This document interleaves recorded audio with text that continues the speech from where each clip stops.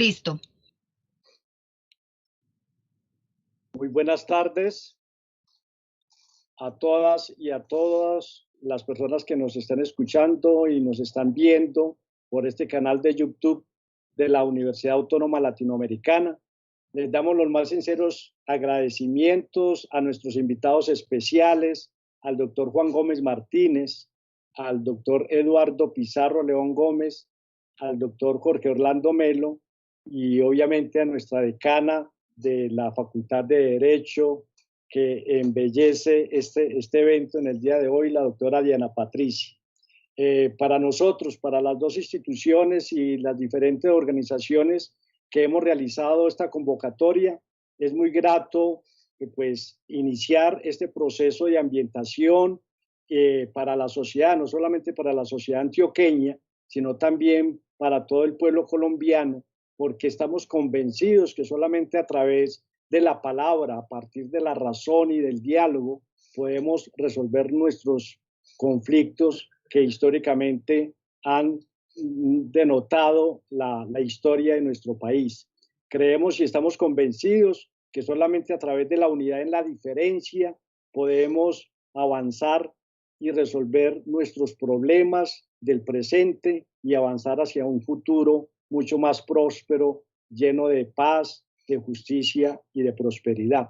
Entonces, para nosotros es muy importante, para la Corporación Gestión Internacional, que coordino y que presido en estos momentos, es muy fundamental el trabajo y la propuesta que se viene realizando sobre la construcción de un pacto social, no solamente para Medellín y para Antioquia, sino que nuestra propuesta deberá ser para todo el territorio nacional. Entonces, de parte de la Corporación Gestión Internacional, pues agradecemos la participación de todas y de todos ustedes en esta dinámica y repito que el objetivo fundamental es dar a conocer cuáles serían como esos elementos teóricos desde la teoría política y desde la teoría social que fundamentan la necesidad de la construcción de un pacto, de un acuerdo social y político para el país. Y de igual manera, dar a conocer los elementos y las lecciones aprendidas que se dieron con la experiencia de la Consejería Presidencial para Medellín, que ayudaron en un momento supremamente difícil de la ciudad, como fue el momento de los años 90, donde el doctor Juan Gómez Martínez tuvo la oportunidad de ser nuestro alcalde y a la vez Jorge Orlando Melo, consejero presidencial para Medellín, y desde ahí se avanzó y se construyó un proceso que permitió realmente resolver en buena parte la situación de violencia que estaba viviendo la ciudad, donde llegamos a tener más de 5.700 homicidios al año. Eso es una barbaridad y creemos de que esa experiencia de la Consejería Presidencial y del Pacto Social que se diseñó y se aprobó de una manera constructiva, donde participaron los diferentes actores sociales. Y yo creo que esta invitación es muy importante para que no solamente el Estado, sino también los sectores empresariales, la iglesia, los movimientos sociales, el movimiento sindical y las organizaciones de base participen activamente en la construcción de un pacto social por Medellín y por Antioquia. Entonces, la dinámica va a ser muy simple, muy sencilla para que todos estemos de acuerdo con ella. Entonces, yo le cedo la palabra a la doctora Diana Patricia, decana de la Universidad Autónoma Latinoamericana, que nos acompaña siempre en estos procesos y con los cuales tenemos un convenio estratégico para ayudar a comprender los conflictos del país, pero sobre todo a buscar soluciones y alternativas. Doctora Diana Patricia, tiene el uso de la palabra. Doctor José Arley, muchísimas gracias. Muchas gracias también a nuestros tres súper invitados el día de hoy, el doctor Juan Gómez, el doctor Eduardo Pizarro y el doctor Jorge Orlando Melo, que estoy segura nos brindarán unas perspectivas muy interesantes porque son tres personas supremamente conocedoras de la historia de nuestro país, pero también de la historia del conflicto. del conflicto de nuestro país y por lo tanto voces que hay que escuchar para repensarnos y para pensar en esas alternativas de solución, para brindarle a las futuras generaciones otras posibilidades, mostrarles que otros mundos sí son posibles. Para la Universidad Autónoma Latinoamericana, es siempre indispensable abrir estos espacios de comunicación, de diálogo y de interacción, porque somos una universidad, recordémoslo, fundada en la década de los 60, justamente en el marco de toda esta convicción de la transformación de los derechos humanos y del movimiento latinoamericano, y no en vano el nombre, ¿cierto? Es una universidad que nace convencida de que la defensa de los derechos humanos puede ser la garantía transformadora de las realidades difíciles que ya para el momento estaba viviendo nuestro país, y se convierte precisamente en cuna de movimientos políticos, de diferentes movimientos sociales y políticos durante la década de los 70 y los 80, precisamente porque hace parte de la esencia de un aula. Hoy no abandonamos este compromiso, y para nosotros, aliados como la Fundación, como la Corporación Gestión Internacional a cargo del doctor José Arley Muñoz, pues es indispensable porque nos permite precisamente seguir trabajando en esto. El foro que tenemos hoy se deriva de un pacto que firmamos el año pasado, o que convocamos mejor a firmar el año pasado, con el liderazgo de la Corporación Gestión Internacional, a los y las candidatas a la alcaldía y gobernación de ese entonces, precisamente como un llamado a la necesidad de comprometernos con la gestión de la paz y la transformación de los conflictos. De esta manera, entonces, para nosotros, insisto, estos espacios son esenciales. La universidad tiene que ser el espacio donde todos los puntos de vista sean bienvenidos, donde todas las voces sean escuchadas, pero principalmente desde donde se puedan construir esas alternativas de solución que con tanta urgencia estamos necesitando. A ustedes muchísimas gracias por haber aceptado esta invitación, por ser parte de estos espacios de conversación, de diálogo y de transformación, y pues obviamente no quiero quitar más el tiempo a las verdaderas voces que vinimos hoy a escuchar. Así es que, doctor José Arley, instalado oficialmente el evento y agradeciéndole a nuestros panelistas del día de hoy y a todos y todas los que están conectados con nosotros en este momento, escuchando y apostándole a la paz de Colombia, pues le doy nuevamente la palabra para que inicie como tal el foro de hoy.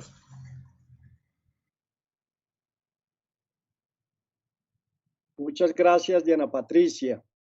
Entonces, damos el uso de la palabra al doctor Eduardo Pizarro León Gómez. Cada uno de los expositores van a tener 15 minutos en los cuales van a tratar pues de sintetizar, porque estamos convencidos pues que realmente pues no es el tiempo que se necesita para fundamentar una propuesta de esta naturaleza, pero después vamos a tener la oportunidad con las preguntas de seguir avanzando. El doctor Eduardo Pizarro León Gómez pues es una persona, yo le digo que es un intelectual orgánico, al igual que Jorge Orlando. Es embajador en los Países Bajos, es director del Instituto de Estudios Políticos de la Universidad Nacional, es miembro activo de esa universidad y ha sido también director nacional de la Comisión Nacional de Reparación de Víctimas. Entonces, es un hombre que realmente combina lo académico y su participación activa en los aspectos sociales del país y las reflexiones sobre todo del conflicto, que nos ayuda siempre bastante para comprender y para buscar alternativas de solución. Entonces, Eduardo, mil gracias porque siempre nos acompañas dándonos las luces para comprender la realidad colombiana y latinoamericana. Entonces, Eduardo, mil gracias y tienes el uso de la palabra. 15 minutos. Bueno, muchas gracias a la señora decana, José Arley, por invitar a un rolo a este diálogo sobre el pacto en Antioquia y Medellín. El escritor de origen venezolano, Moisés Naim, en una columna reciente planteó que la polarización política se está convirtiendo en la otra pandemia del siglo XXI. Él estaba pensando en muchos países de América Latina o de Europa, en España, en Venezuela, Brasil o Bolivia, pero sobre todo estaba pensando en Estados Unidos, el país donde reside.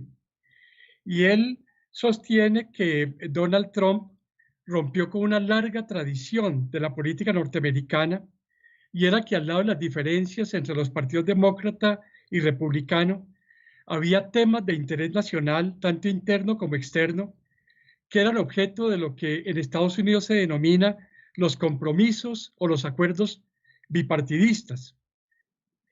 Y Trump rompe con este modelo y, por el contrario, su política se ha fundamentado en alimentar la polarización extrema en todos los temas de interés nacional, en la construcción de bases leales mediante un discurso sectario y excluyente, y en muchas ocasiones mediante la demonización de los adversarios.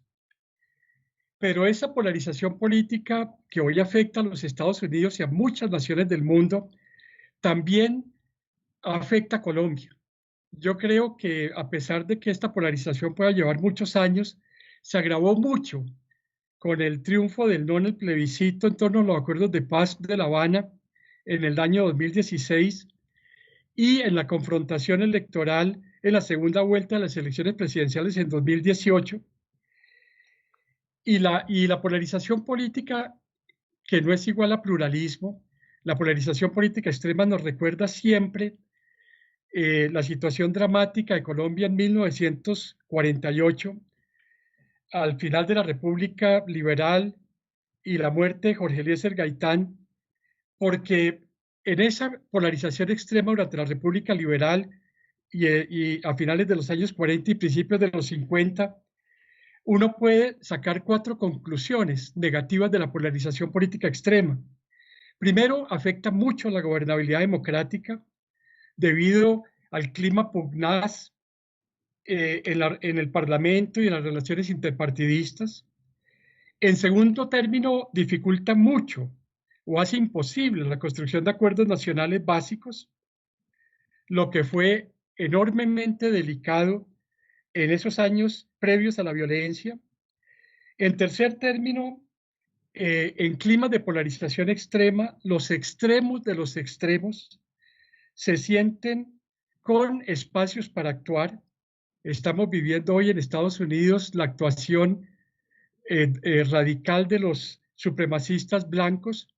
En los años 50 uno recuerda otro tipo de actores. Y por otra parte hay una tendencia a la judicialización de la política como un instrumento para enfrentar a los adversarios.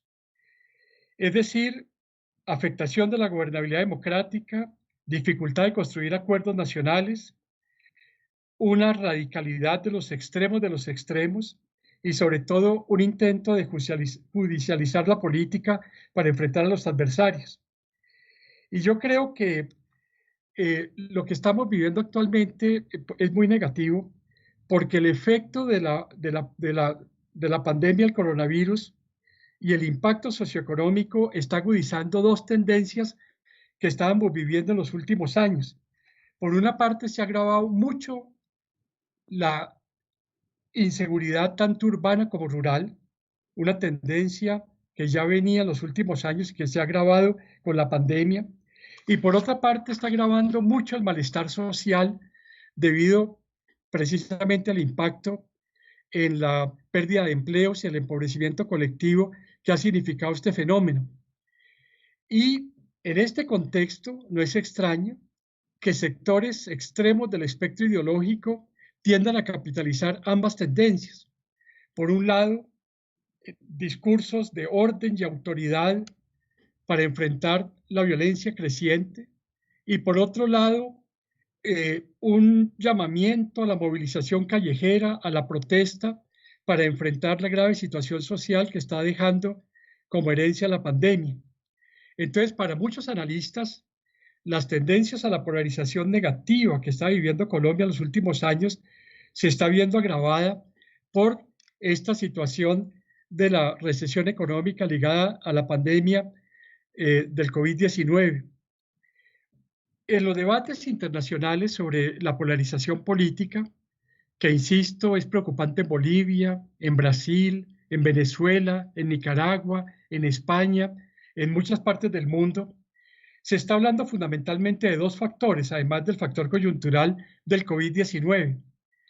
El primer factor que se está planteando es el mal uso de las redes sociales.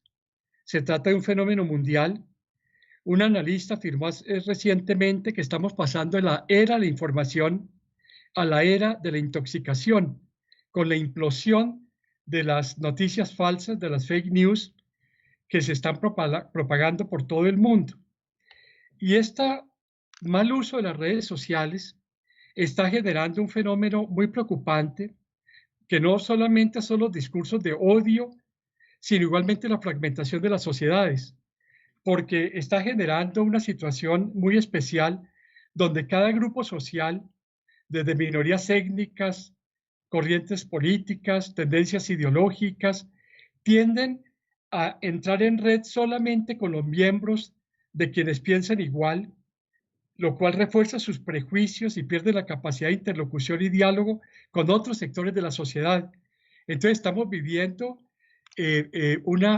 lo que el escritor peruano Vargas Llosa llamó el regreso de la tribu, una tribalización de la sociedad donde cada sector social solamente se escucha a sus pares en las redes, y este fenómeno se está viendo desgraciadamente acompañado con el debilitamiento de la prensa. La prensa, que era la fuente de información privilegiada, donde había un intento responsable de información a la población, está siendo sustituido por la cultura de la manipulación, como la llaman los expertos, en la cual predominan las emociones sobre las razones y los razonamientos. La prensa llamaba a razonar, a informar y razonar sobre los fenómenos que afectaban a las sociedades, pero muchas veces las redes impulsan, son reacciones emocionales más que reacciones basadas en razonamientos profundos. Y el segundo fenómeno que está afectando mucho las sociedades contemporáneas, tanto a nivel internacional como a nivel interno de los estados, es el ahondamiento de la desigualdad social, de la desigualdad económica, que está generando esta explosión de malestar social, la desigualdad en los servicios de salud, en el acceso a la educación, en la calidad del transporte público, que es la fuente actual de las protestas sociales. Yo, sin embargo, a pesar de que de este clima negativo de la polarización política y lo que lo está alimentando, sin embargo, tengo, y es mi perspectiva, una visión relativamente positiva, porque siento que la política mundial se está moviendo hacia el centro.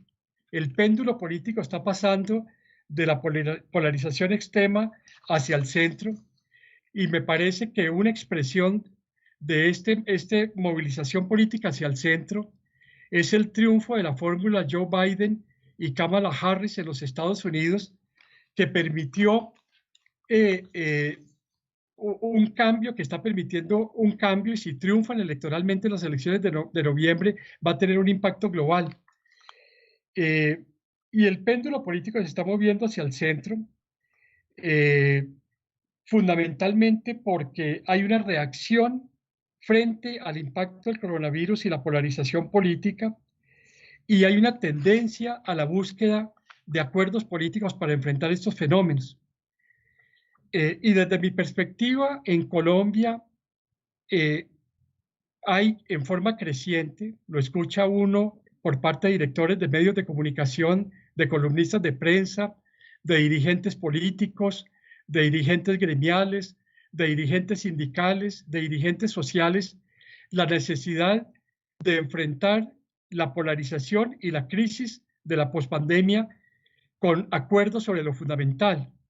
Para rememorar la frase del sacrificado líder conservador Álvaro Gómez Hurtado, quien en los años 90, en medio de la situación trágica que estaba viviendo el país con el asesinato de 4 precandidatos presidenciales y las amenazas de seguridad que sufría el país, planteó la necesidad de este acuerdo sobre lo fundamental, e incluso tuvo ese valor cívico de salir de un duro secuestro por parte del M-19 y sentarse en una mesa con Navarro Wolf para comandar con los liberales igualmente, Horacio Serpa Uribe, la Asamblea Nacional Constituyente de 1991. Álvaro Gómez Hurtado no solamente tuvo la idea de un acuerdo sobre lo fundamental, sino que tuvo el valor cívico de él encabezar ese gran acuerdo que era para los colombianos la Constitución de 1991. En ese sentido, yo creo que no es una utopía plantearse un acuerdo sobre lo fundamental hoy en Colombia, porque en el país existe una larga tradición de acuerdos políticos en momentos de crisis graves. Uno recuerda la Unión Republicana de Carlos C. Restrepo en 1909, después de la dictadura de Reyes. Uno recuerda la Concentración Nacional de Enrique Olaya Herrera en 1930, al inicio de la República Liberal, o los dos gabinetes de Unión Nacional de Mariano Ospina Pérez en 1946 y 1948, o el Frente Nacional en 1958. Y obviamente la Constitución de 1991. Es decir, los colombianos hemos tenido la capacidad de construir acuerdos nacionales en momentos de dificultades, y eso existe en la memoria histórica de los colombianos, y hoy debemos revivir esas experiencias tan importantes. Además, distintos líderes políticos desde distintas orillas ideológicas, como Humberto de la Calle, como Sergio Fajardo, Jorge Enrique Robledo, Federico Gutiérrez, Iván Marulanda y muchos otros están llamando a este gran acuerdo nacional en torno a temas como la reactivación del aparato productivo, cómo recuperar el empleo, cómo atender a los estratos más desprotegidos y afectados por la pérdida de empleo, cómo enfrentar la creciente violencia. Dos factores están incidiendo en esta reacción nacional hacia ese acuerdo sobre lo fundamental. Por una parte, el temor al abismo.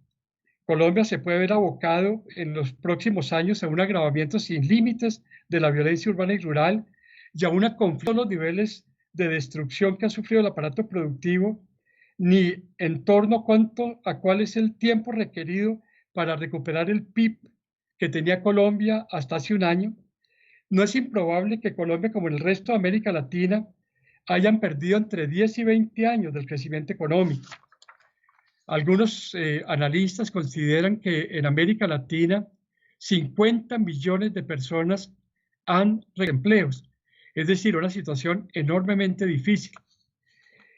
En el caso de los cambios demográficos y sociales que ha vivido el país en las últimas décadas, como todos sabemos, Colombia era un país de niños y hoy es un país de jóvenes y de jóvenes adultos, de jóvenes entre 3 y 19 años y de jóvenes adultos entre 19 y 30 años. Y en este país de jóvenes, lo más preocupante es que el segmento más afectado por el coronavirus y sus impactos socioeconómicos son precisamente los jóvenes. Y son los jóvenes los que se están movilizando en las movilizaciones urbanas, y por consiguiente son los que tenemos que, en primer término, prestarles atención. Pero en segundo término, Colombia pasó de ser un país donde los sectores populares eran la mayoría de la población a convertirse en un país donde las clases medias, los estratos 2, 3 y 4, se han convertido en la inmensa mayoría, y es a su turno un sector muy golpeado por la crisis.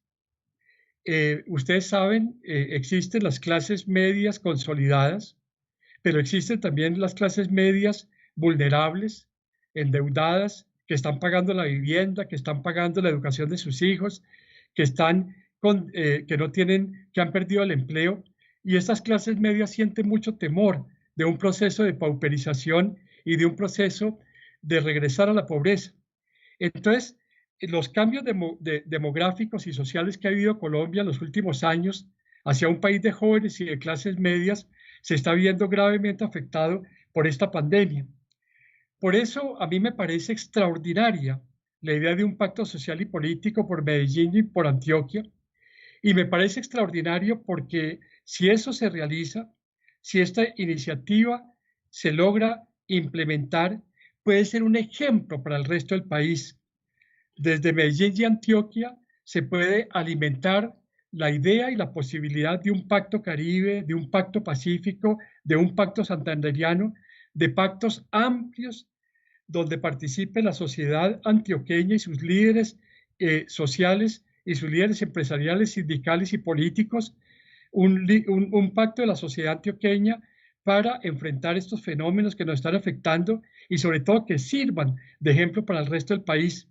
Ojalá que esta experiencia sirviera para que hubiera un pacto social y político de orden nacional. Yo soy relativamente escéptico de su posibilidad, pero sería extraordinario que lo lográramos. En todo caso, si no logramos un pacto de carácter nacional, es muy importante hoy en Colombia que al menos los futuros precandidatos presidenciales, o una buena parte de ellos, firmaran un compromiso sobre los temas más urgentes que afectan a Colombia para rescatar la economía y para enfrentar los fenómenos de pobreza y desempleos crecientes.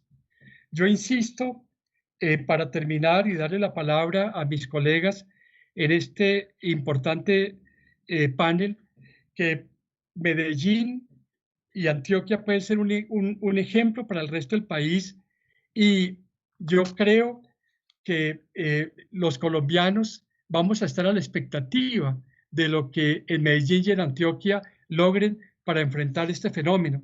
Y el sueño sería que los colombianos pudiéramos superar la polarización actual, que pudiéramos encontrar al ejemplo de la tradición norteamericana de los acuerdos bipartidistas, que en este caso serían acuerdos multipartidistas, sociales y económicos, una forma inteligente de enfrentar la crisis que nos afecta y podamos avanzar como nación. Muchas gracias. Bueno, muy buenas. Te agradecemos enormemente, Eduardo, porque te autorregulaste. No hubo necesidad de decirte que te faltaban 2 o 3 minutos. Entonces, mil gracias por tus comentarios. Yo creo que son fundamentales para lo que estamos proponiendo. Una búsqueda de pactos regionales y esa propuesta de que sea desde Antioquia la que demos ejemplo, como en muchos casos lo hemos dado. Yo creo que es de suma importancia para el país en estos momentos, para que podamos avanzar en la construcción de ese pacto social y político, no solamente por Medellín y por Antioquia, sino también que avancemos hacia la construcción de un pacto social y político para el territorio nacional. Y esa propuesta también de que los precandidatos se comprometan a identificar unas líneas generales con relación a los problemas que más en estos momentos aquejan al pueblo colombiano y se comprometan a trabajar de manera conjunta con los diferentes sectores sociales y políticos.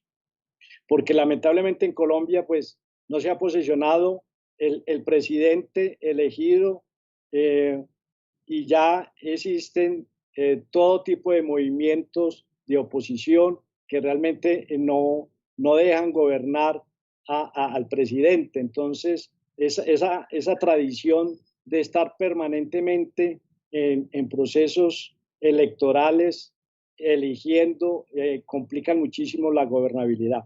Entonces, le vamos a dar el uso de la palabra al doctor Jorge Orlando Melo. Yo siempre digo que es uno de los mejores historiadores, no solamente de Colombia, sino de América Latina, bastante ameno en su lectura, cosa que a veces es difícil de realizar por la información, por los datos, por las estadísticas que hay que manejar muchas veces en los contextos históricos. Jorge Orlando es uno de los grandes historiadores de nuestro país y de América Latina. Fue consejero presidencial para Medellín y yo creo que una de las grandes obras y funciones que ha desempeñado Jorge Orlando, y creo que le gustó además muchísimo, fue ser director de la Biblioteca Luis Ángel Arango, que es una de las grandes bibliotecas de este país. Yo diría que la mejor biblioteca de Colombia y de América Latina. Entonces, Jorge Orlando, mil gracias por estar acá, por acompañarnos siempre y por también darnos luces académicas y prácticas para la implementación y la solución de los problemas que aquejan la sociedad colombiana. Muchísimas gracias, José Arley. Yo quisiera comenzar simplemente reiterando lo que señaló Eduardo, y es que Colombia tiene una tradición, en cierta manera, larga de búsqueda de acuerdos. Aquí hemos tenido un país muy enfrentado, pero un país en que en el siglo XIX, en los distintos momentos de conflicto más graves, siempre los grupos de las élites, que se ladraban muy duro entre ellos, buscaban cómo no morderse, y para eso firmaban acuerdos como el de 1856-57, o el acuerdo que creó la regeneración, o los que mencionó Eduardo, de 1910, para dejar de darse bala en guerras civiles, y que trajo al país más de 30 años de relativa paz. Los dos últimos grandes acuerdos fueron, por supuesto, el acuerdo del Frente Nacional, que creó un manejo de la política muy especial, en el que después de 10 años de insultarse y de darse bala, los enemigos más radicales decidieron que se podían poner de acuerdo y formar un gobierno de transacción. Y esa ha sido la tradición colombiana, transar en medio de los grandes problemas, sobre todo para que no se desbarate todo. Es una tradición muy de las élites colombianas. Incluso hay un teórico de la historia que habla de que Colombia es un país consocionalista, en el que siempre hay estos socios que se ponen de acuerdo. El segundo gran acuerdo, después del Frente Nacional, que realmente tuvo un gran impacto, redujo la violencia, dramáticamente la violencia liberal conservadora, pero no resolvió otros problemas, dejó otros problemas vivos, y sobre todo no logró encontrar un modelo que incorporara a la población, digamos, de los sectores populares en los proyectos nacionales. Siguió siendo un modelo más o menos de élite. Después de eso vino el de la que generó la Constitución del año 91. Eduardo mencionó cómo en 1989 Álvaro Gómez Hurtado hizo la mención de que había que hacer un acuerdo sobre lo fundamental. Y ese acuerdo sobre lo fundamental era, para él, arreglar la justicia, aprender a obedecer la ley, que es una cosa que los colombianos sabemos muy a medias, y por otra parte, hacer un pacto para hacer una constitución, que fue la que se hizo en el año 91. El cumplimiento de la ley, la justicia, la nueva constituyente. La Constitución dio un gran avance en muchos aspectos. Yo creo que resolvió problemas antiguos de Colombia muy, ya que nos estaban envenenando, como el problema del regionalismo, con la elección popular de alcaldes y gobernadores, con la declaración de que Colombia es una nación de culturas diferentes, no una nación unificada, sino una nación de lo diverso. La aceptación de la diversidad como parte fundamental de la existencia del país fue esencial, y sobre todo creó un mecanismo de derechos humanos muy amplio. Definió derechos humanos que antes no estaban definidos en la Constitución, y creó mecanismos para defenderlos. En Colombia cambiaron las cosas desde ese momento. Hoy realmente cualquier persona que se siente ofendida, sea un indígena que hace una marcha, sea un grupo obrero, dice: es que yo tengo derechos. En Colombia nos acostumbramos a que tenemos derechos, y eso fue un gran resultado de la Constitución del 91. Ese resultado a la larga estuvo muy afectado por la supervivencia de la lucha armada. De todas maneras, en Colombia, en vista de que estos acuerdos que se habían hecho casi siempre eran acuerdos un poco para proteger el statu quo, se alegó y alegaron los hombres que querían el cambio radical, que esos acuerdos eran contra el pueblo, que había que atacarlos y acabar con ellos por la lucha armada, por la fuerza. Y eso llevó a la creación de las guerrillas de todos los movimientos de izquierda, en particular en las guerrillas del Partido Comunista, las FARC, que sobrevivieron a la Constitución del 91 porque otras firmaron la paz, aceptaron el acuerdo, las FARC no la aceptó, y vino a aceptar ese acuerdo en el año 2016, cuando desafortunadamente hubo una votación negativa que creó problemas. Pero de todas maneras, yo creo que ese periodo histórico en el cual los desacuerdos de los colombianos justificaban la violencia, justificaban la lucha armada, yo creo que se acabó. Hoy nadie en Colombia cree seriamente en que va a poder cambiarse el país a través del uso de la violencia. La única manera de cambiarlo es mediante acuerdos políticos, mediante acuerdos que respeten las reglas de juego entre los distintos partidos para que los que ganen puedan imponer o ejecutar sus proyectos políticos para mejorar al país. Eso desafortunadamente, por el fracaso del acuerdo de paz, por la subsistencia sobre todo del narcotráfico y de la violencia ligada al narcotráfico, ha hecho que no funcionen completamente. Iba a ser un proceso largo, probablemente un proceso de 5 o 10 años, hasta que salgamos totalmente de los restos de eso. Pero yo creo que hay evidentemente grandes señales de mejoras en el país, a pesar de todos los problemas. La violencia ha disminuido dramáticamente. En 1990 en el año 2000 hubo 30.000 homicidios en Colombia. Este año no va a pasar de 11.000, la tercera parte. Eso quiere decir que hemos bajado mucho los niveles de violencia y también los niveles económicos del país han cambiado muchísimo. Estamos en niveles mucho más altos, con supervivencias de vida de 78 años, cuando antes eran de 50, y tenemos unos ingresos, un cubrimiento de educación y de salud mucho mejor. Pero de todas maneras, eso no ha logrado avanzar suficientemente rápido en los últimos 20 años, porque el Frente Nacional fue una transacción difícil, complicada. Se aceptaba el fin de la violencia, se daban derechos humanos, pero se confirmó un modelo de desarrollo económico muy basado en un esquema súper liberal de cada vez menor intervención estatal, pero no totalmente. Siempre había cierta flexibilidad. Aquí nunca se ha acabado la idea de que el Estado tiene que proteger a los sectores más débiles, sea mediante educación más o menos gratuita o muy barata y mediante sistemas de salud más sólidos.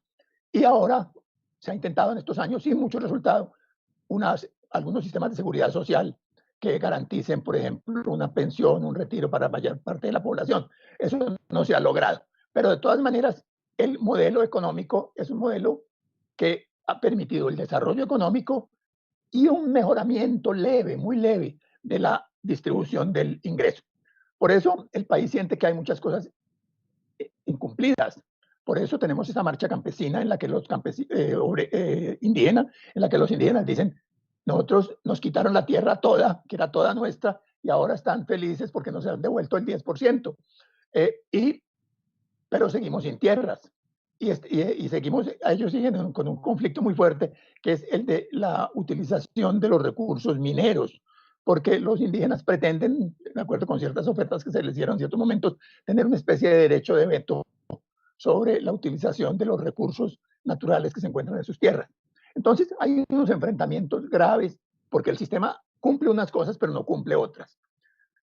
Y porque tenemos todavía la tradición de justificación de que aquí durante muchos años se dijo que uno tenía el derecho a usar las armas porque habían hecho violencia contra él. Fue el argumento de la revolución, fue el argumento del sueño revolucionario de la guerrilla, pero también fue el argumento de defensa de quienes fueron víctimas de la guerrilla, que dijeron, vamos a crear autodefensas, y en Colombia no atacamos a nadie, pero nos defendemos.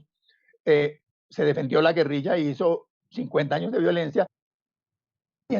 Entonces, eso ha mantenido una fuerte supervivencia de una tentación de violencia. Y eso, en el contexto que señala Eduardo, puede agravarse ahora, porque hay un contexto de pandemia en el cual hay mucha pobreza inesperada y en el cual va a haber mucha manifestación y mucha marcha.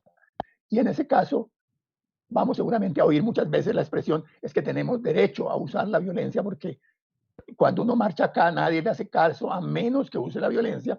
Y vamos a tener el argumento contrario de gente que va a decir, es que la policía tiene el derecho a usar la violencia contra los que actúan y marchan, porque estos se salen de la marcha puramente pacífica. De manera que hay mucho riesgo de alguna manera de que ahora se agraven un poco las tensiones entre algunos sectores. Y para eso, un mecanismo bastante interesante es el de hacer acuerdos básicos y diálogos sobre diversos aspectos de la política nacional. Por supuesto,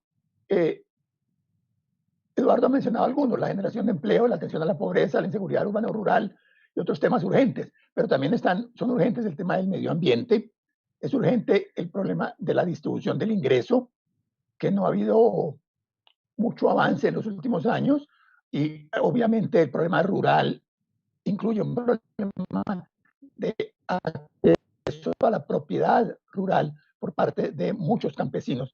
Perdieron y de muchos desplazados. De manera que hay una cantidad de problemas que están todavía sin resolver. Y el esfuerzo de salir de la crisis generada o de la parálisis generada por la pandemia probablemente será bastante convencional. Es decir, los grupos económicos que más o menos controlan la inversión van seguramente a decir la única manera de que lo hagamos es dándole incentivos a la empresa privada, y eso quiere decir sobre todo que no cobremos impuestos muy altos, y si no cobramos impuestos muy altos, el Estado va a tener muy pocos recursos para atender a las necesidades populares. De modo que lo más seguro es que cualquier tipo de consenso y de acuerdo que se logre ahora entre los dirigentes del país sea un consenso relativamente tímido. Y pero a pesar de todo, ese consenso tímido vale la pena. Y yo creo que vale la pena por lo menos lograr un consenso sobre un punto básico, el abandono de la violencia. Para eso, probablemente algunos dirán que es necesario arreglar la justicia, pero yo francamente creo que la justicia ya la hemos arreglado como 7 veces en este siglo y en el pasado, y sigue más o menos igual. Y yo creo que no va a mejorar dramáticamente en los próximos años. La justicia va a seguir siendo igualmente ineficiente. La única manera de que paremos la violencia en Colombia es que la paremos, no que castiguemos a los violentos, porque no vamos a ser capaces de hacerlo. Ojalá si lo pudiéramos hacer. Entonces, en ese sentido, yo soy parcialmente optimista. Yo creo que hay condiciones económicas y condiciones para una actividad para un consenso que lleve a... Perdón, es que se me metió una cosa en la red que no tiene nada que ver. Entonces, ese consenso se va a dar y va a haber seguramente ciertos avances lentos, pero que van a seguir disminuyendo los niveles de violencia colombianos. Y también va a haber avances en los que puede que resolvamos algunos de los problemas que están sin resolver. Técnicas nuevas de educación, mejoramiento del estímulo a formas empresariales innovadoras por parte de los empresarios. Ahora, todo esto lleva a Medellín. Medellín sí tiene una experiencia aún mayor que el resto del país de favorecer los acuerdos y el consenso entre los grupos dirigentes y la población en general.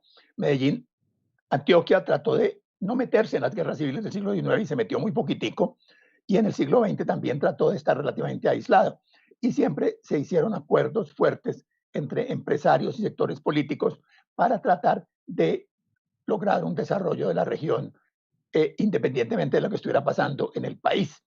Eso fue un poco lo que pasó en los años 90 en la consejería, cuando en medio del gran conflicto nacional, la consejería y la alcaldía de Medellín lograron hacer unas políticas con el respaldo del gobierno nacional innovativas que mejoraban la capacidad de convivencia de la gente, que mejoraron la educación. Por ejemplo, la consejería de Medellín hizo 12 colegios nuevos que no se hacían más, hacía más de 30 años no se hacían colegios nuevos en Medellín públicos. Apoyó sistemas de vigilancia de la violencia epidemiológicos que se aplicaron con mucha eficacia durante mucho tiempo y tuvieron mucho que ver con la reducción de violencia, y que ayer el jefe de la policía colombiana dice que van a ver si se pueden aplicar en Colombia, cuando ya se aplicaron hace 30 años en Medellín y se aplicaron en Cali y se aplicaron en otras ciudades. Medellín pues logró inventar muchas cosas, y sobre todo lo que inventó fue que no solo es el acuerdo importante el de los dirigentes, sino que es muy importante el acuerdo en la base. En esos años se hicieron, por ejemplo, muchos centros, muchas bibliotecas, se hicieron muchos parques de juego, parques infantiles, y siempre se hacían después de consensos y discusiones con la comunidad. Se hacían a partir de la actuación, del acuerdo con la comunidad. De manera que yo insistiría en que si vamos a buscar acuerdos, busquemos sobre todo por una parte está bien, hay que buscar el acuerdo de los políticos, porque es el que los que van a aplicar muchas cosas. Pero yo creo que el acuerdo de los intelectuales, de los profesores universitarios, de los dirigentes comunales, es clave para que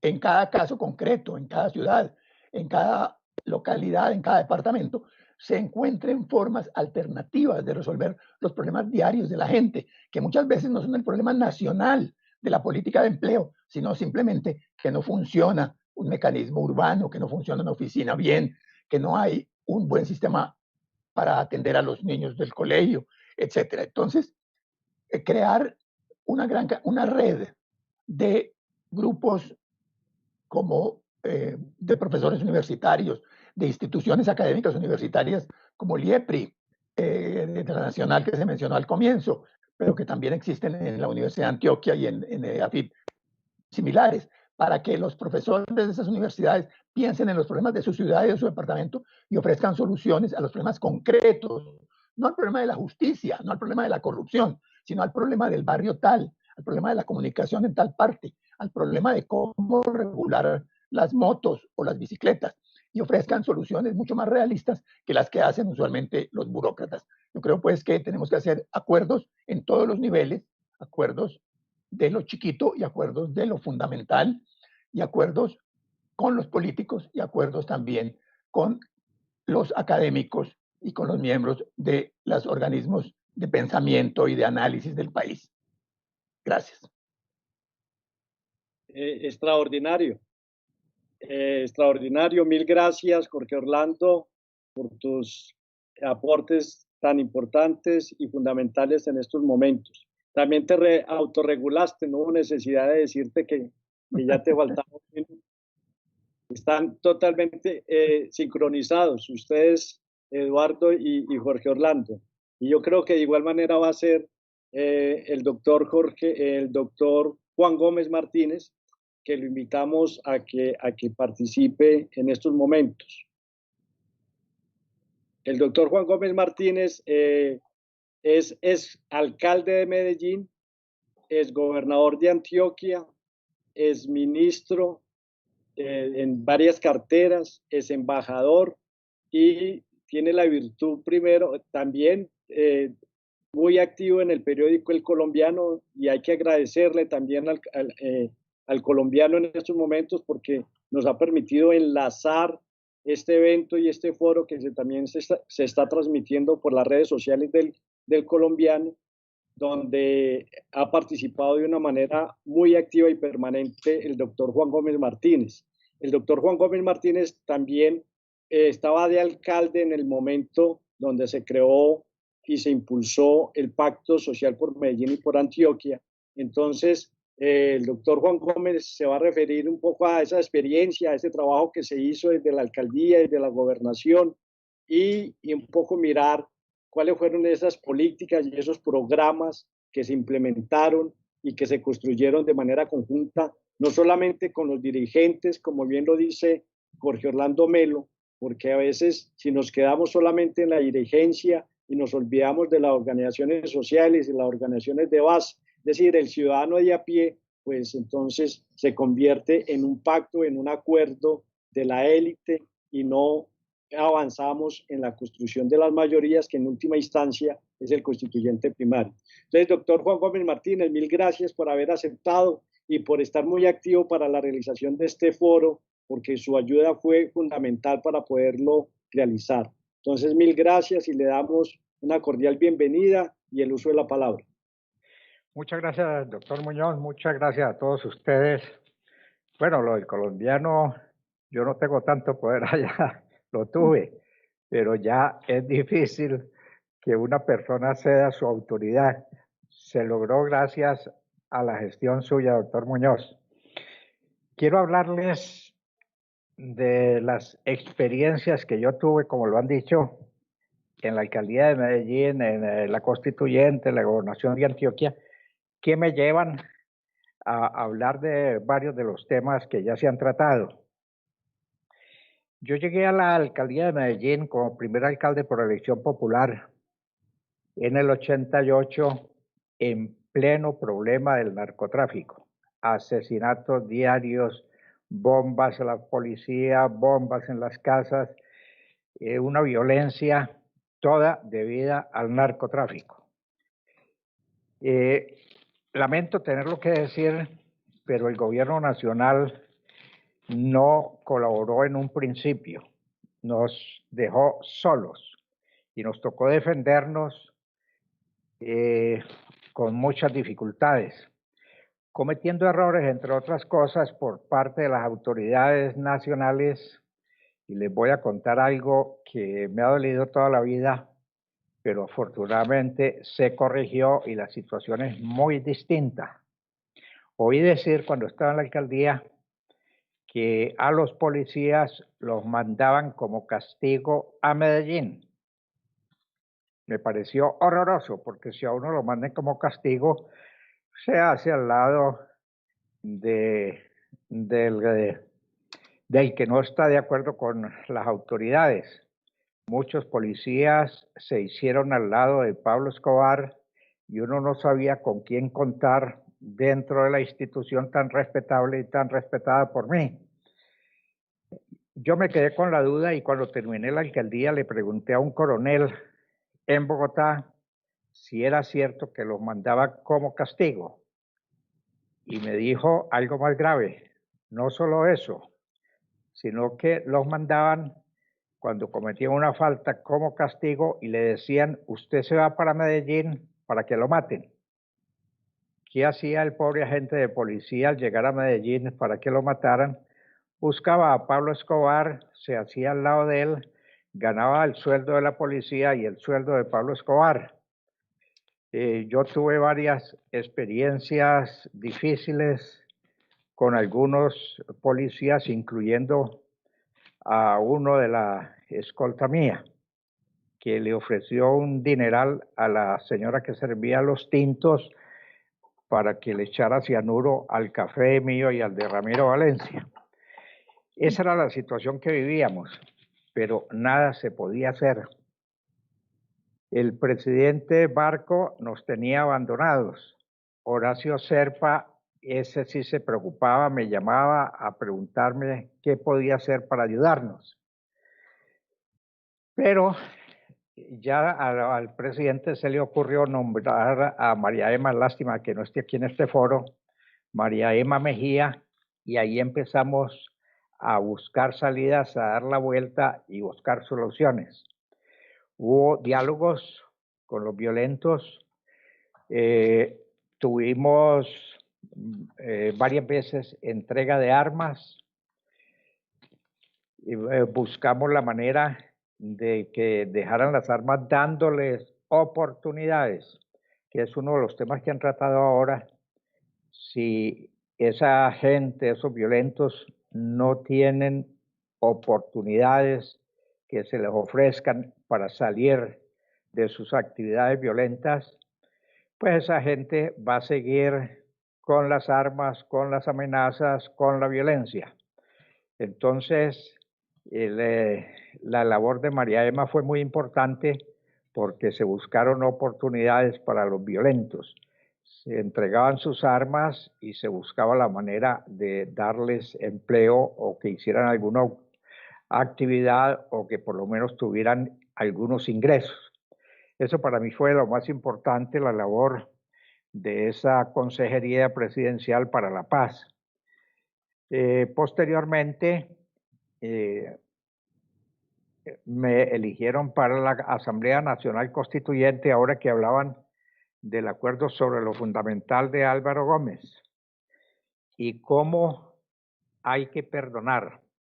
Cuando estaban llamando a lista en la primera sesión de la Asamblea Nacional Constituyente, que la presidían y ya habíamos votado por ellos Álvaro Gómez, Horacio Serpa y Antonio Navarro Wolf, cuando estaban llamando a lista que nos acomodaron en orden alfabético, yo quedé al lado de Álvaro Gómez Hurtado y corrieron lista y llamaron Patiño Oti. Y me dijo Álvaro, ese era el que me vigilaba durante el secuestro. Yo pensaba, uno trabajar al lado de quien lo vigilaba en semejante secuestro. Pues Álvaro Gómez tuvo esa actitud noble de trabajar con quienes lo secuestraron y directamente con quien lo vigilaba durante el secuestro. De modo que esas situaciones, esos acuerdos de que hablaba ahora Jorge Orlando Melo, esos acuerdos en esas situaciones que se presentan son fundamentales. En la segunda alcaldía quiero contarles cómo cambió la situación. Ya no, bueno, antes fui gobernador y me tocó ya no la violencia solamente del narcotráfico, sino la violencia de la guerrilla en los pueblos, bombas en los pueblos, visitar esos pueblos, ver la tragedia de la destrucción del comando de policía, de la destrucción de la alcaldía. Eso era con mucha frecuencia que se presentaba en Antioquia. Fue otra clase de guerra, pero la misma situación grave de destrucción, de muertes, de secuestros. Me tocó esa situación en la gobernación, buscando también estuvimos acuerdos para lograr la paz, la pacificación del territorio antioqueño. Para la segunda alcaldía ya la situación era distinta. A mí en la gobernación me tocó la fuga de Pablo Escobar de la cárcel de la Catedral, que fue otro error. La cárcel de la Catedral fue construida prácticamente de acuerdo con Pablo Escobar. Cuando él se fugó, como a los 15 días, yo estuve visitando la cárcel. No estaba encerrado, podía salir detrás de la cancha de fútbol. Había dos casas, 2 chalets, y él pasaba buen tiempo allí. No estaba incomunicado. Pablo Escobar tenía computador que se podía comunicar con sus amigos, tenía teléfono que se podía comunicar con sus amigos. Bueno, eran comunicaciones que se podían interceptar como tanto lo están haciendo ahora. Se podían interceptar, pero tenía 2 comunicaciones difíciles de interceptar. Tenía en la mitad del patio que había ahí en la cárcel una palomera, palomas mensajeras. Mandaba y recibía mensajes por intermedio de las palomas mensajeras. Eso es difícil de interceptar. Y después descubrí, porque cuando visité la cárcel, vi que tenía un telescopio en uno de los chalets, y yo, ¿para qué estar mirando la ciudad todos los días la misma imagen? No. Resulta que desde un edificio en el poblado le hacían señales con luces, prendían y apagaban, señales en Morse, de modo que estaba comunicado permanentemente con sus compinches. En la segunda alcaldía, ya y como semilla de lo que se había sembrado con la actividad de María Emma y con los gobiernos que se habían preocupado por la situación de Medellín y de Antioquia, creamos lo que se llamó el programa Parce. Y les voy a contar una anécdota para mostrar que lo que la gente necesita son oportunidades. Si uno está aguantando hambre y no tiene oportunidad de recibir recursos, pues es capaz de hacer cualquier cosa. Esa experiencia la tuve. Nosotros creamos el programa Parce, muy criticado, pero insistimos en él. Le dimos trabajo a los muchachos de las bandas de los barrios pobres para que limpiaran las quebradas. Ellos sacaban toda la basura de las quebradas, sembraban árboles a lo largo de las quebradas y tenían un salario mínimo. Y fuimos dándoles oportunidades a los muchachos y ellos dejaban las armas y trabajaban en esa tarea. Muy importante para Medellín fue esa limpieza de las quebradas y la siembra de árboles. Tuve la certeza de que era un programa positivo cuando en la inauguración de una obra en un colegio de la zona noroccidental de Medellín, me dijeron, hay unos muchachos que quieren hablar con usted y están en un aula, me dieron el número de la aula, fui y era un grupito de delincuentes, eran muchachos de una banda y me dijeron francamente, alcalde, nosotros queremos salir de esto, pero tenemos hijos, tenemos esposas, tenemos familia para sostener, necesitamos ingresos. Yo les dije, les agradezco mucho, yo hablo con el gerente del Instituto Mi Río, él viene, habla con ustedes para darles empleo, eso sí, es un empleo con un salario mínimo, un trabajo manual sacando basuras de las quebradas y sembrando árboles. Y me dijeron, no nos importa, aceptamos ese trabajo, aceptamos el salario, pero es que queremos salir de esto. Yo salí muy contento y después de terminar la reunión fui a buscar el carro y me estaban esperando ahí al lado del carro. Me rodearon y me dijeron, bueno, alcalde, usted va a hablar con el gerente de Mi Río y ¿cuándo será eso, que nos den empleo? Les dije, pues yo voy, hablo con ellos, con el gerente de Mi Río, él viene, trae los contratos, yo creo que en 15 a 20 días pueden estar trabajando. Y oiga lo que me dijeron, me dijo uno, alcalde, y mientras tanto, ¿qué hacemos? Eso me mostró que a pesar de la buena voluntad, la necesidad de tener recursos para comer los impulsa a eso. Hay que dar oportunidades. Los acuerdos tienen que ser dando oportunidades. Y los acuerdos que se han logrado aquí en Colombia, pues yo estuve en las conversaciones de paz del presidente Pastrana en el Caguán, yo era el comité temático, y me convencí que con la guerrilla de las FARC era imposible hacer una paz verdadera. En una reunión, Manuel Marulanda se quejó y dijo, vea, yo le hice una propuesta al gobierno y que me van a mandar una contrapropuesta. Yo no acepto contrapropuestas. Dijo 2 veces eso, yo le mandé una propuesta y que me van a mandar una contrapropuesta. Yo no acepto contrapropuesta. Bueno, seguimos hablando y después dijo, ahora el gobierno me hace una propuesta. Yo no acepto propuestas del gobierno.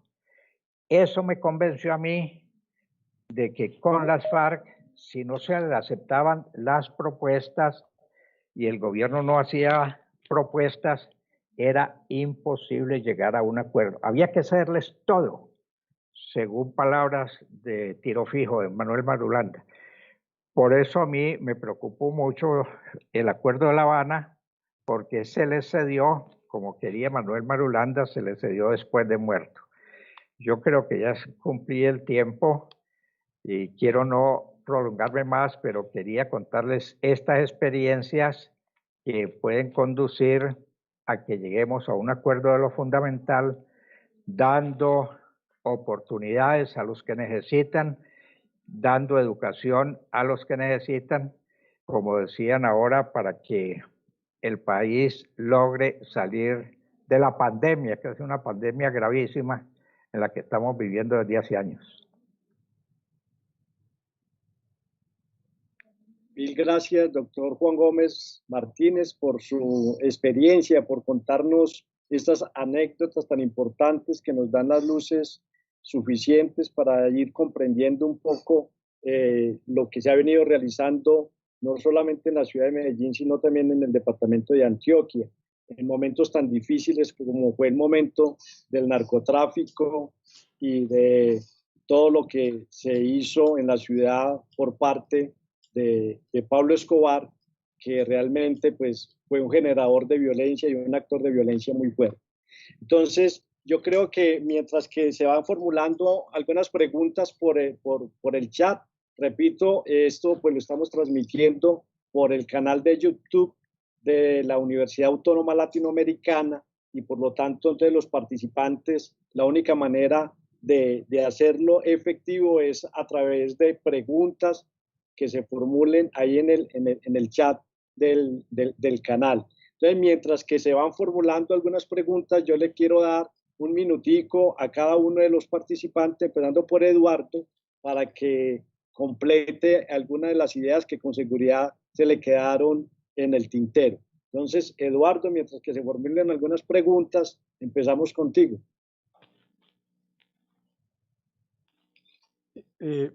José Arley, me parecieron dos cosas muy importantes.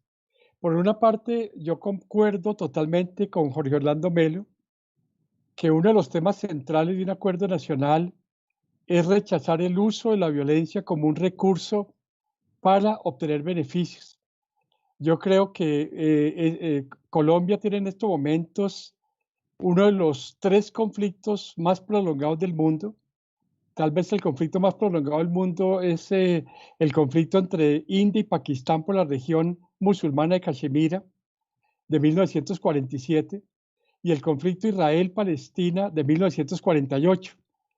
Y nosotros, insisto, tenemos uno de los 3 conflictos más prolongados del mundo y me parece que llegó el momento de rechazar absolutamente el uso de la violencia. Es impresionante que el Ejército de Liberación Nacional, que surgió en 1965, en enero de 1965, 55 años después, siga utilizando la violencia a pesar de la evidencia y su inutilidad para cambiar la realidad social. Y me parece muy importante las experiencias del doctor Martínez, Juan Gómez Martínez, en la medida en que es a partir de experiencias como esas que podemos ir pensando en lo que pueden ser los acuerdos sobre lo fundamental en estos momentos en Colombia. Yo creo que hay una idea muy interesante de algunas personas que ya lo están implementando, que es la creación de un banco de ideas para recibir propuestas sobre cómo construir ese acuerdo sobre lo fundamental y cuáles pueden ser las medidas que nos permitan reactivar la industria, generar empleo, generar medidas para disminuir la pobreza, etcétera. Entonces, en los próximos días o semanas se va a lanzar en Colombia el banco de ideas para la construcción de estos acuerdos sobre lo fundamental.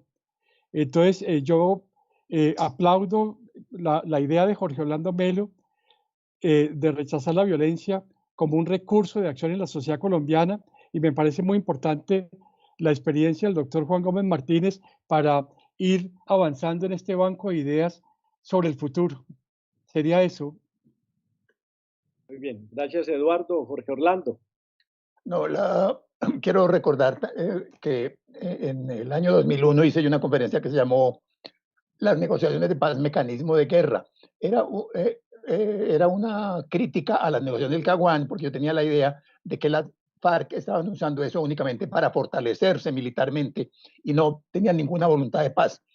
Yo tengo una apreciación diferente de la del doctor Gómez Martínez en relación con el acuerdo del año 16, del 2016, aunque yo creo que se hicieron concesiones inadecuadas, sobre todo personales y en términos de justicia. En términos de política, lo que hizo posible ese acuerdo y lo que lo diferenció de la discusión anterior es que no se discutió nada sobre el modelo económico colombiano, sobre el modelo económico y social.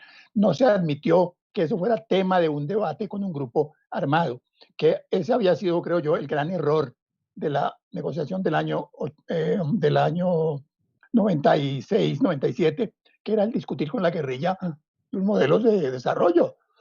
La guerrilla no era representante de nadie, no tenía ningún derecho a hablar a nombre de nadie. Y eso yo creo que ya quedó claro.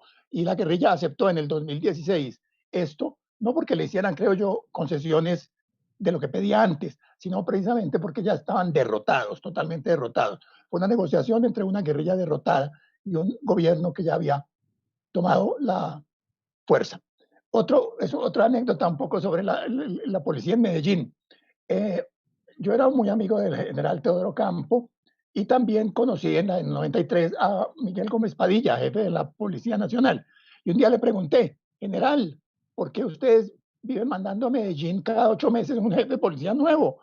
El tipo llega aquí a Medellín, no sabe las vías, se mete siempre en contravía, no conoce los barrios y cuando ya empieza a conocer, que te lo cambian y mandan otro. Yo, no, es por el problema de la corrupción. Entonces yo le dije, general, entonces para que les toque a todos, ¿o qué? Bueno, se pegó una enfurecida conmigo y me pegó una insultada, pero yo creo que había una política muy inadecuada nacional de policía. Esto ya era en el 93, en la época de Gaviria. Quiero recordar de todas maneras que fue Gaviria el que nombró a María Emma. La política de Barco a mí me pareció sensata de enfrentar a la guerrilla, al narco duro, pero no tuvo atención a los problemas concretos de Medellín. Fue María Emma, fue César Gaviria el que nombró a María Emma y abrió el camino para estas negociaciones. La Consejería, con la Consejería de Paz, negoció un acuerdo de reinserción de los jóvenes de las bandas en el año 94. Desafortunadamente, una parte del acuerdo incluía el hecho de que se podían nombrar estas personas en el cuidado de los ríos, cosa que no se vino a aplicar hasta que volvió a Juan a la alcaldía, y también que podían participar en la vigilancia de sus comunidades. Eso, yo estuve totalmente en desacuerdo con eso, pero provocó probablemente muchas de las venganzas y violencias que hicieron contra estos jóvenes y que también son parte de un patrón que puede estarse reproduciendo hoy en Colombia, cuando en muchas zonas, gente que participó como simpatizante de la lucha guerrillera trata de convivir ahora con los nuevos grupos y se convierte fácilmente en víctima de represalias. Eso pues me parece que es una cosa que hay que tratar de evitar en los acuerdos futuros de paz, que ya no van a ser el problema, porque yo creo que ya la guerrilla está derrotada y ya nadie en Colombia cree que la guerrilla sea el camino para lograr nada de justicia. Muy bien, Jorge Orlando, mil gracias. Doctor Juan Gómez. Le agradezco mucho esta nueva oportunidad, Jorge Orlando. Estoy de acuerdo contigo en buena parte de lo que has dicho ahora. Puede que en algunos puntos discrepe. En Medellín nosotros no armamos a los muchachos. Era trabajo, como dije ahora, manual. De ninguna manera lo armamos. Y quiero corregir, tienes toda la razón, María Emma fue en la presidencia de Gaviria, que nos ayudó mucho, y no solo para eso, sino para el metro, nos ayudó mucho. Con María Emma logramos muchos acuerdos con los muchachos que estaban en armas y logramos conseguir que las entregaran y logramos darles ese humilde empleo, pero era tal la situación que ellos aceptaban y por eso soy un convencido. Si logramos llegar a un acuerdo sobre lo fundamental con los empresarios que generen empleo, con los muchachos de las bandas que necesitan empleo, yo creo que podemos solucionar en muy buena parte el conflicto armado en Colombia. Por un lado, la generación de empleo y por el otro, aprovechar que tienen oportunidades para conseguir recursos. Me parece una conclusión muy interesante, dar oportunidades, generar empleo, llegar a acuerdo con los industriales, con los empresarios, con los que generan empleo para buscar la salida a este conflicto que lleva tantos años. Muchas gracias a ustedes. Muchas gracias, doctor Juan Gómez, por su intervención. Yo quiero resaltar algunos de los aspectos que se han tocado en este foro agradeciéndole a cada uno de ustedes sus aportes. Yo veo que un elemento fundamental es primero el reconocer, como decía Jesús Héctor Abad Gómez, que en el libro sobre la convivencia decía que yo quiero resaltar de los aspectos que se han tocado en este foro, agradeciéndole a cada uno de ustedes sus aportes. Yo veo que un elemento fundamental es primero el reconocer, como decía Jesús Héctor Abad Gómez, en el libro sobre la convivencia,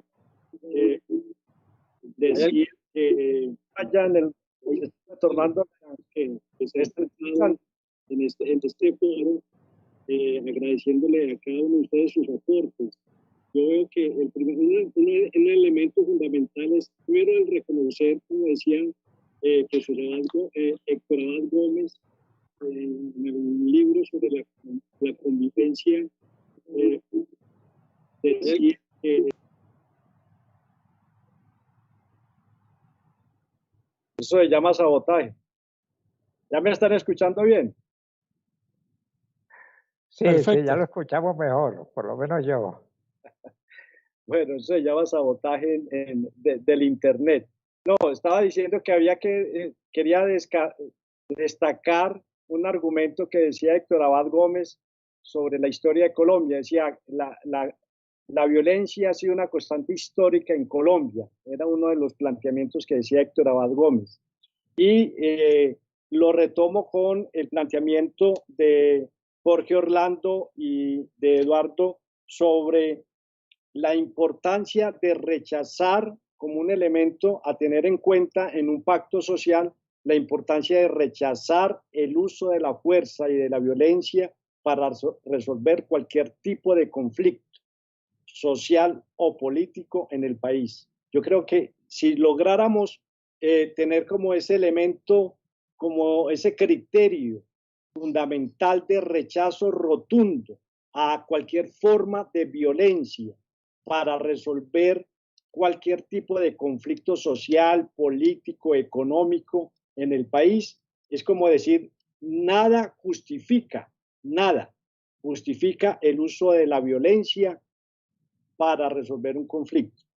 Lo otro, reconocer de que en Colombia históricamente también hemos tenido la capacidad de hacer acuerdos y pactos para resolver temas supremamente difíciles por los que ha atravesado la sociedad colombiana. Tercero, reconocer, como decía el doctor Juan Gómez Martínez, que la situación de pobreza o de empobrecimiento social realmente ubica en una situación límite, sobre todo a la población joven que hemos tenido a nivel de la ciudad y del país en estos momentos con el argumento que también nos manifestaba Eduardo Pizarro. Tenemos una sociedad joven y esa sociedad joven hoy está demandando mejores condiciones sociales, económicas, mayor participación política, y esa sociedad joven es la que hoy se está viendo más afectada por los efectos de la pandemia. Entonces, yo creo que ese elemento debemos reconocerlo. Y por último, decir que hay un rechazo rotundo a la violencia y la construcción del banco de ideas para construir un acuerdo fundamental. Como nos estamos acercando ya al minuto 20, yo quiero agradecerles en nombre de la Corporación Gestión de la Universidad Autónoma Latinoamericana a los diferentes participantes de este evento, al doctor Juan Gómez Martínez, a Eduardo Pizarro, a Jorge Orlando Melo y a la sociedad en general que nos acompañó. Y esto va a quedar pues colgado en el sistema de YouTube de la Universidad Autónoma Latinoamericana para que cualquiera que lo quiera reproducir nuevamente, inclusive de ahí enviarnos aportes, pues lo podamos hacer. Mil gracias a todas y a todos, pues realmente nos comprometimos a terminar a las 5:20, como dije, esto es un programa de televisión, porque después viene otro foro académico, entonces quiero decirles que en nombre de la Universidad Autónoma Latinoamericana y de la Corporación Gestión, pues mil gracias por la participación y por los valiosos aportes académicos y experiencias y lecciones aprendidas durante la labor que han desarrollado en Antioquia y a nivel nacional. Muchas gracias a todos y los invitamos a continuar avanzando y reflexionando sobre la necesidad de un pacto social por Medellín y por Antioquia que con seguridad nos permitirá avanzar para que tengamos mejor y mejor democracia y mejor y más política y menos violencia. Muchas gracias a todos. Doctora Diana, si se quiere despedir. A ver, doctora Diana. Muchas gracias por darme nuevamente la palabra, ¿no? Muy agradecida con todos ustedes por haber aceptado este espacio, feliz de escucharlos, realmente escuchar a los maestros siempre es un acto de inspiración, nos muestra obviamente las problemáticas, devela las problemáticas, pero también que esto tiene salida. ¿Cierto? Que necesitamos este pacto, que necesitamos este compromiso social y político con Medellín y con Antioquia y ojalá con todo Colombia, pero que este proceso sí es un camino posible. De alguna manera creo que a estas generaciones, incluyo allí a la mía, de alguna manera nos enseñaron a ver esto con cierto derrotismo y no, tenemos que cambiar la visión. La salida sí es posible, existen, hoy se develaron varias de ellas, así es que nuevamente muchas gracias a ustedes por aceptarnos esta invitación, a todos los y las asistentes por permanecer conectados con nosotros a esta hora. Como lo decía el doctor José Arley, tenemos un evento a las 1:30, entonces hay que cortar uno para poder continuar. Les invitamos también a quedarse entonces aquí en el canal de nuestra universidad para el evento que sigue, que es sobre responsabilidad civil, además se los adelanto, pero feliz entonces nuevamente, insisto, de poder haber tenido la oportunidad de compartir con ustedes y esperamos que este sea solo el primero de varios foros sobre la temática y a nuestros ponentes pues les quiero recordar que un aula es la casa de ustedes también, así es que bienvenidas todas estas ideas para seguirnos formando. Un abrazo fraterno a todos y todas. Muchísimas gracias. Muchas gracias. Un abrazo muy grande.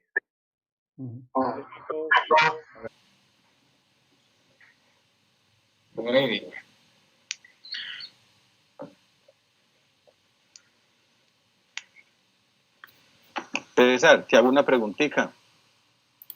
Señor. Esto, ¿cómo yo puedo, como para mayor facilidad, ir sacando las preguntas como importantes de una vez e irlas llevando a Word, ¿cierto? Sí, sí, señor. Es más fácil, es más cómodo que después que empezar a mirar